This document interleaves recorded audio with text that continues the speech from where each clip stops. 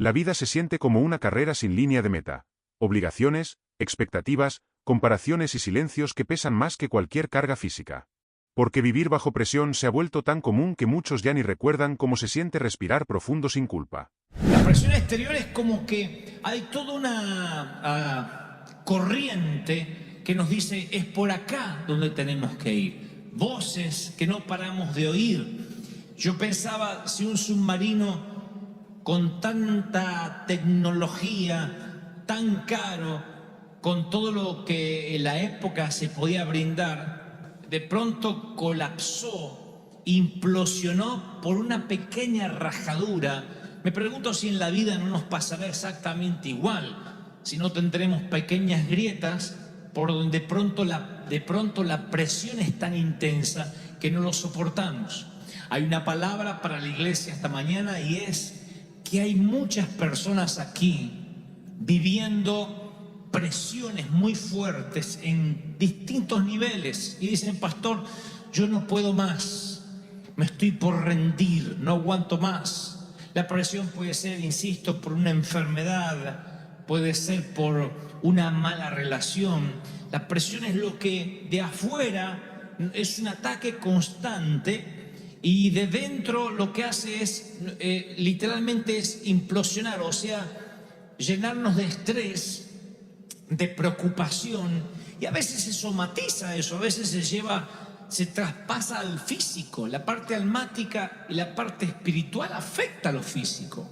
La Biblia dice en Romanos 12:2, la Biblia versión Phillips dice, no permitas que el mundo alrededor te apriete en su propio molde. Oigan, no permitas que la presión externa te apriete, sino deja que Dios te rehaga, de modo que toda tu actitud mental sea cambiada. Así probarás en la práctica que la voluntad de Dios es buena. Romanos 12:2.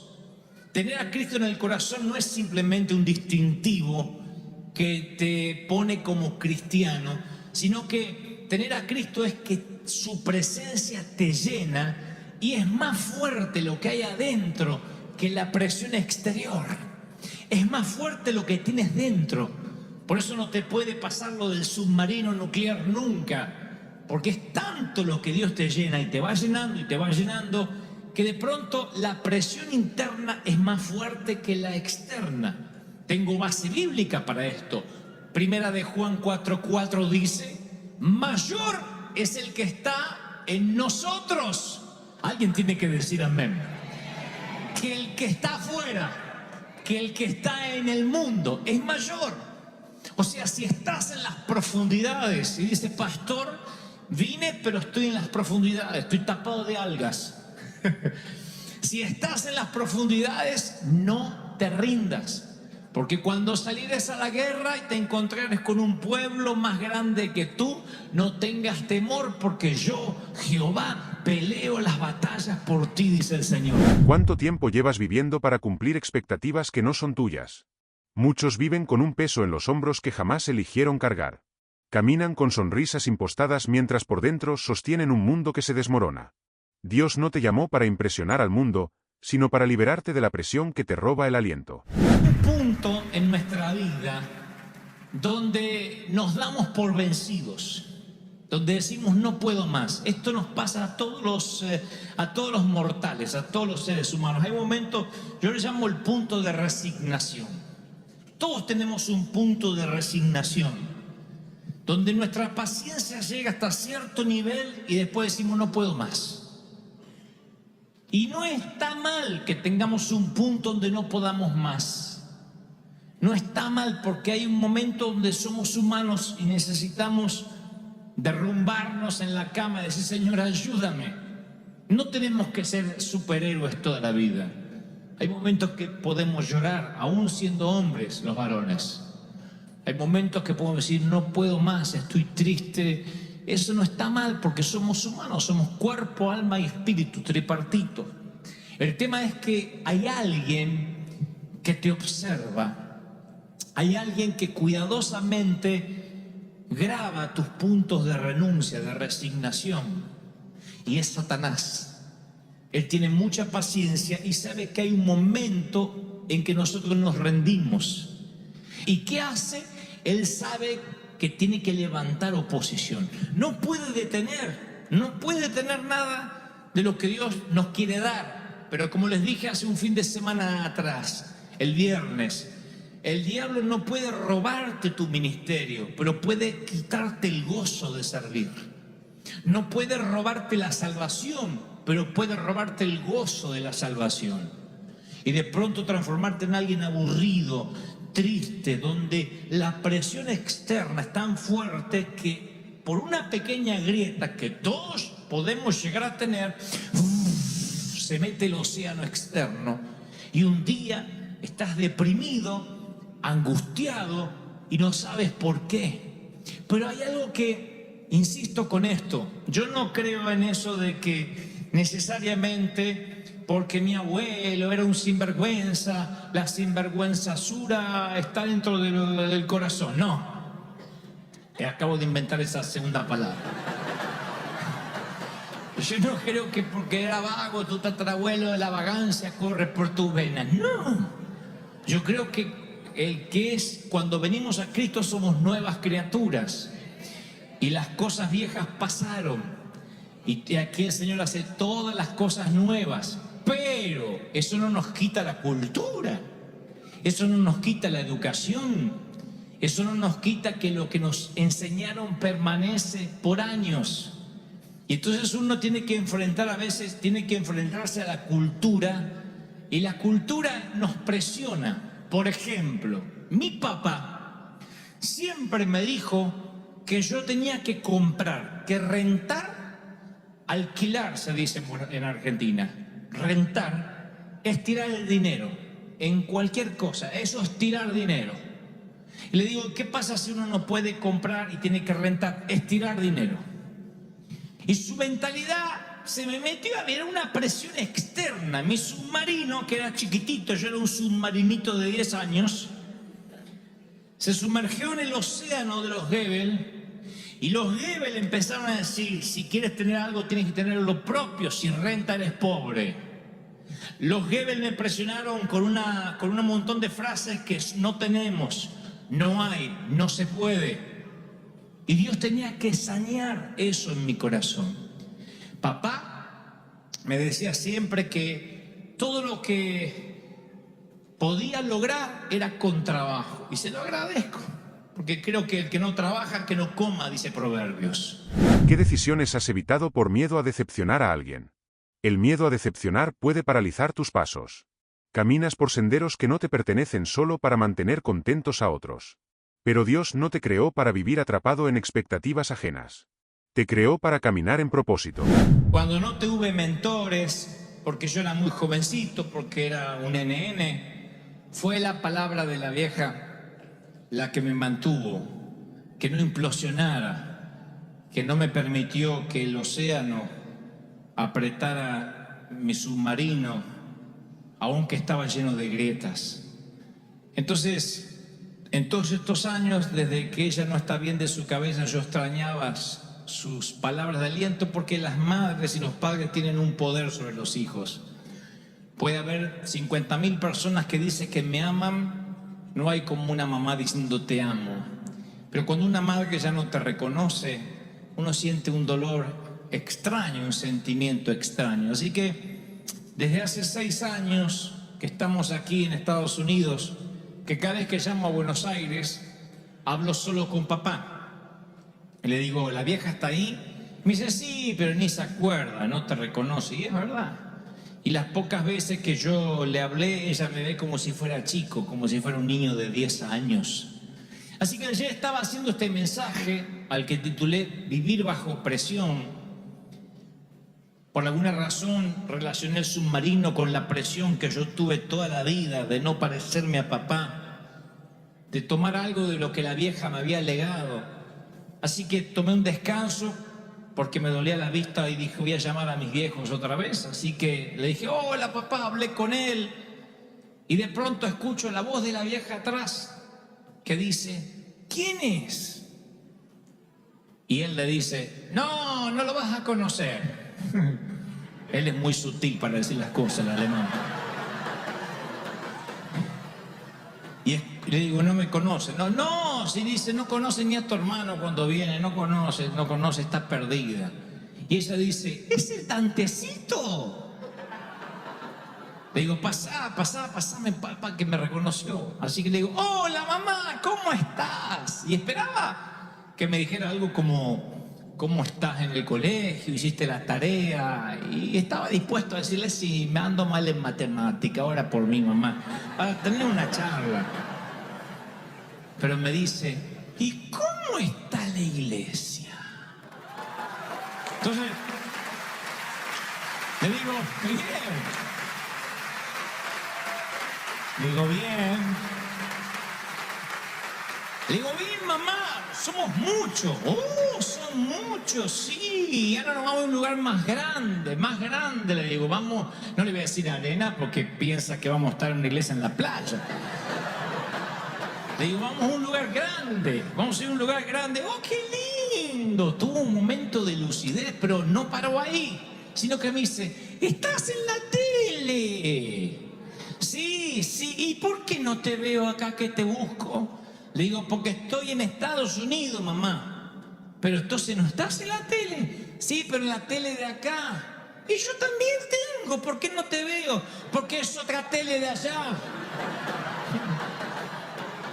¿Estás en la tele o no estás en la tele? Estoy. ¿Por qué no te veo? Porque sale acá, allá no sale. La voy a tener que arreglar, sí.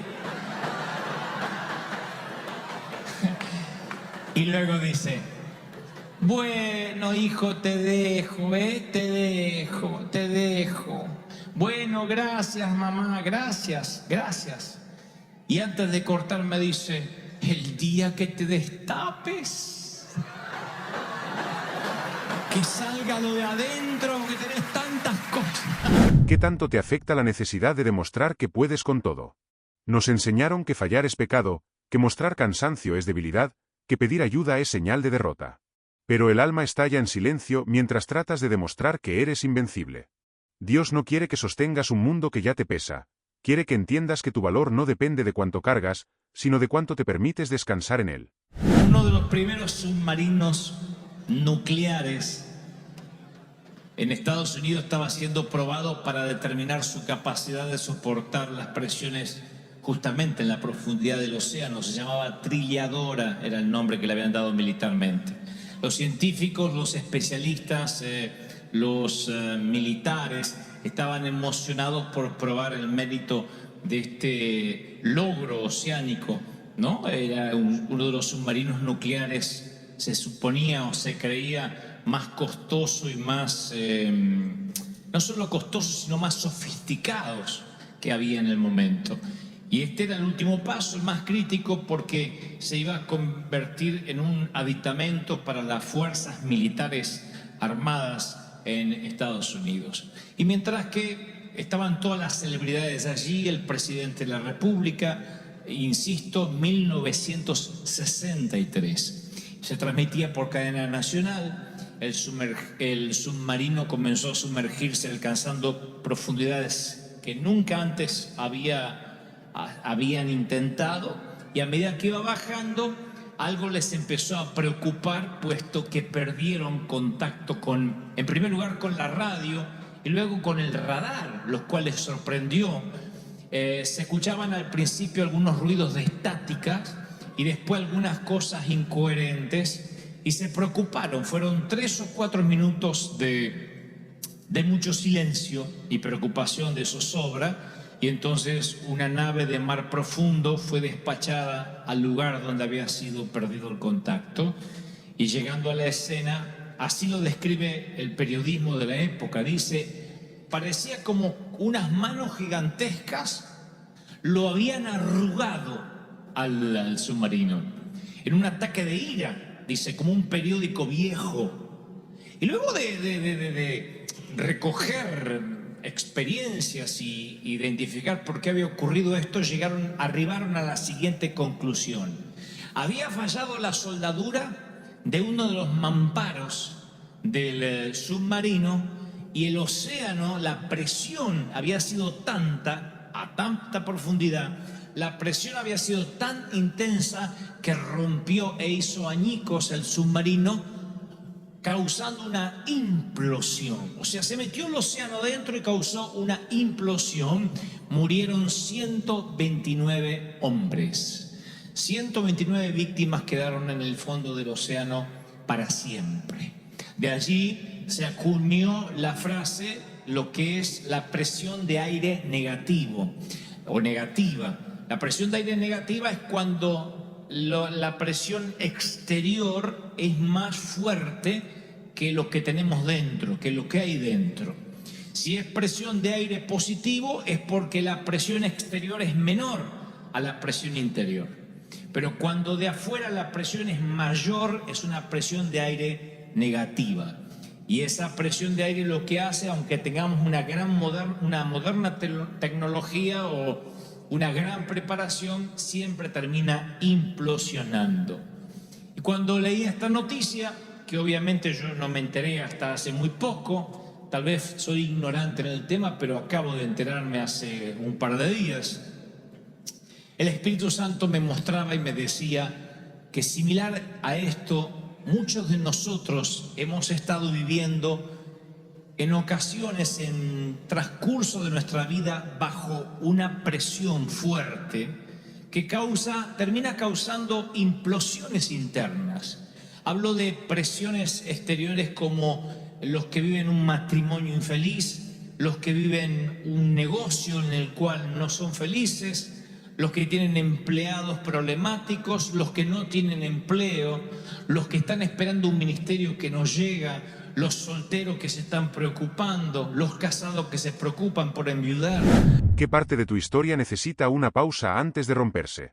Hay capítulos que necesitas detener antes de que se fracturen. Dios te invita a escuchar tu alma, a frenar antes de quebrarte, a mirar hacia arriba y permitir que Él sostenga lo que tú ya no puedes. No estás fallando, estás sobreviviendo. Mi papá está muy lúcido, tiene 89 años, casi 90, y va a vivir. Mi papá se va a morir cuando tenga ganas, porque es alemán. Los alemanes deciden cuando se mueren, como la abuela. Así que le digo, ¿te pensás morir? Dice, no, estos días no, cualquier cosa te aviso, no digo yo.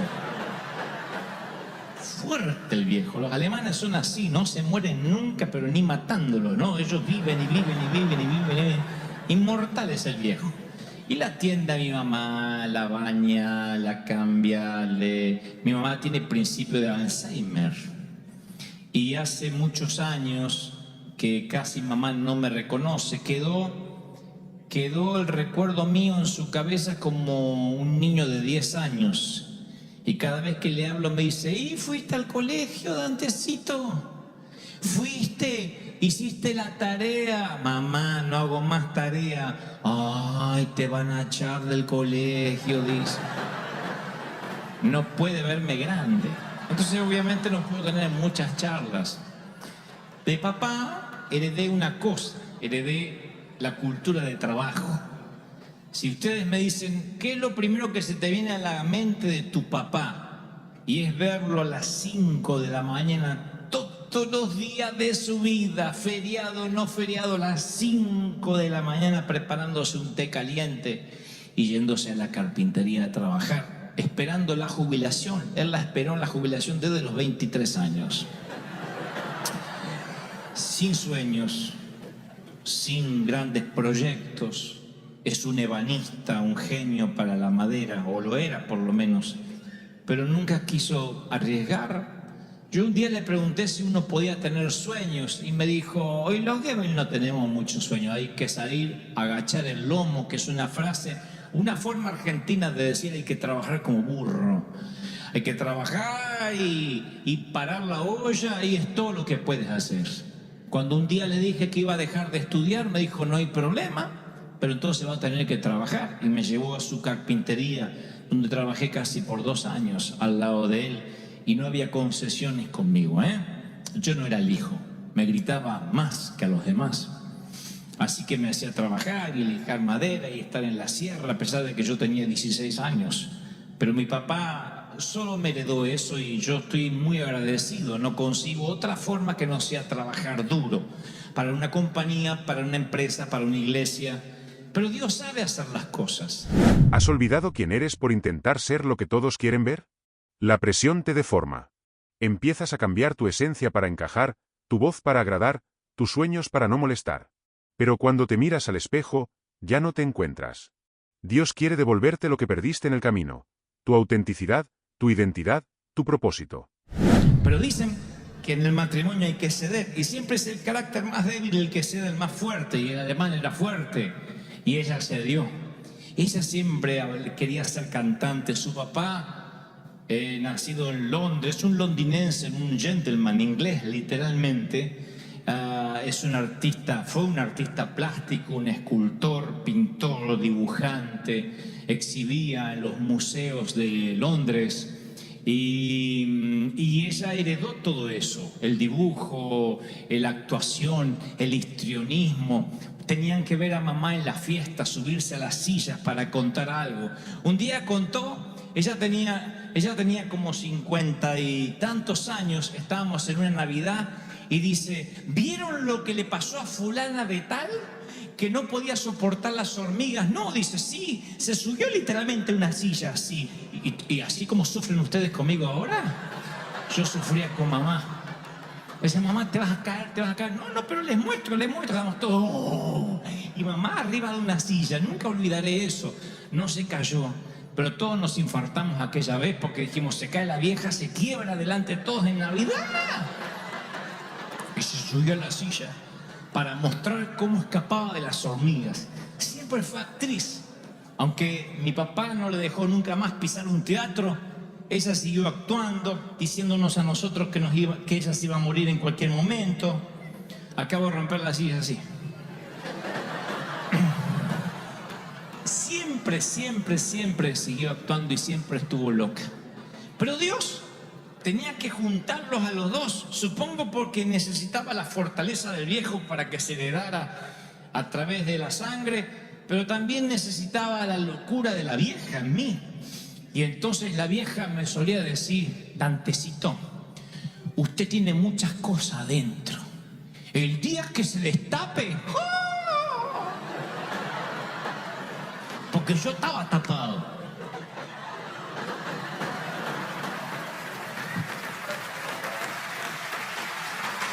No, yo estaba no hablaba nada, muy tímido, no me podía hablar con la gente, no me relacionaba así con nada, era un bichito, un animalito. Entonces cuando era 5 años era divertido, 6 años, a los 10 era un tontito que andaba así, no hablaba con nadie. Y entonces mamá me dijo: usted tiene mucho adentro. Pero el papá dice que los Goebbels somos todos burros. ¡No! Lea mucho usted. Y me compró libros y libros y libros y libros. Lea, así nunca va a tener errores de ortografía y su lenguaje va a mejorar. Va a ver que si usted se lo propone, hasta artista va a ser, capaz que hasta en la tele, o llega a ser presidente, quién sabe, decía la vieja. Entonces, como que ella me decía a mí lo que no pudo ser. La vida nos pone bajo presiones que parecen imposibles de soportar, como un submarino a las profundidades del océano. Pero lo que Dios puso dentro de nosotros es más grande que cualquier fuerza externa. No importa cuántas grietas sientas en tu alma, no importa cuánto el mundo te apriete. Dentro de ti hay una fuerza divina que te sostiene, que te da un segundo aliento y que nunca te abandona. Hubiese querido decirle que yo sí le creí a Dios y que nunca perdí esa beta artística y que seguí siendo loco y que moriré loco como la vieja. Hubiese querido decirle tantas cosas, pero lo más lindo hubiese sido decirle algo como: sabes, la presión no me hizo colapsar. Finalmente Dios cumplió o está cumpliendo su propósito en mí. Dios lo está haciendo, mamá, lo has logrado, has hecho algo bien. Pero interpreté de que ya no me reconocía, fue solo un momento de lucidez, porque luego empezó a hablar ciertas incoherencias y dije: pásame con papá, y dejó el teléfono y papá volvió y dijo: ¿viste? No sabe lo que está diciendo. Le digo: oh sí, dijo que me voy a destapar y que tengo que sacar todo lo de adentro. Oh, pero no sabe lo que dice. Le digo, sí, papá, me lo decían de chico, vos no oías. Pero eso me lo decía de pequeño y me lo volvió a decir. Entonces pienso que a veces Dios nos da esos regalos para que recordemos de dónde nos sacó, de dónde Dios nos transformó, cómo nos fue procesando, y que mayor es lo que Él puso dentro que todo lo que hay alrededor. No importa si vienes de México, de Colombia, de El Salvador, de Honduras, de Argentina.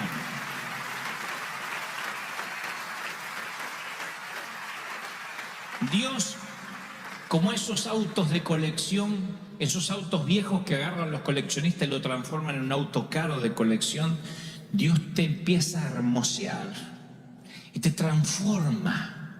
Y toma a una persona gris y la ilumina y le llena de color sus mejillas, y de pronto tus ojos cambian, y como dije hace un fin de semana atrás, te para derechito, te hace sonreír, te llena de sueños. Y cuando tienes un sueño más grande que tú mismo, un sueño al estilo Dios, un sueño como solo Dios puede darte, te mantiene vivo, te mantiene despierto, y la presión de las profundidades de la vida no hacen que colapses, no te hace implosionar, hace que puedas abrirte paso en el mundo donde Dios te lleve.